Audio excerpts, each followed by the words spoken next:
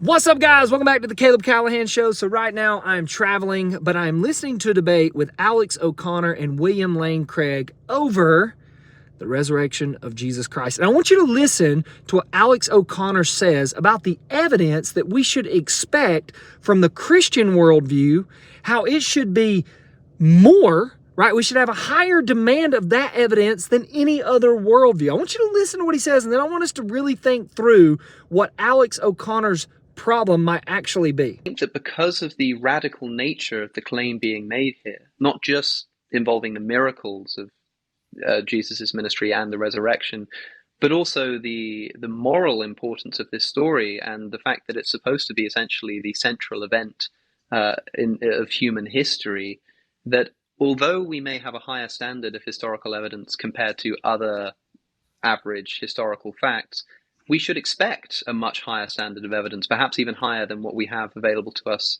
as it stands.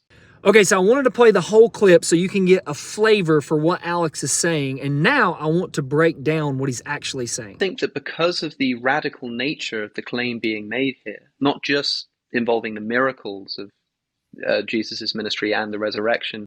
So he's saying the radical nature of the claim, meaning like it's radical to think that God becomes man and that Jesus, the God-man, resurrected from the dead. So these things are radical, right? Because they don't happen every day. So Alex, are you talking about basically like non-life giving rise to life? Are you talking about molecules becoming men? Are we talking about those kind of radical claims? Things that we have absolutely zero observational evidence for? I mean, Alex, that's the greatest miracle I've ever heard of.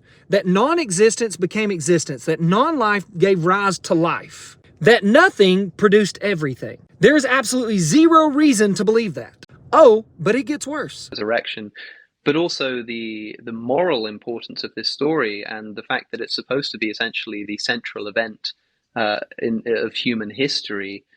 Yes, the moral importance of the story. Well, here's the moral importance of believing in Darwinian evolution by natural selection. There is no objective morality. There is no intrinsic value of a human being. There is no ultimate justice at the end of life. I would say those are three really big moral importances that we should consider before we just start blindly believing in evolution by natural selection and a godless universe. That although we may have a higher standard of historical evidence compared to other average historical facts, we should expect a much higher standard of evidence, perhaps even higher than what we have available to us as it stands. So he's consenting to the idea that this story stands above all other stories. But then he's saying, hey, we should expect that. The problem I have with that is, why should we expect that, Alex, if it's not true?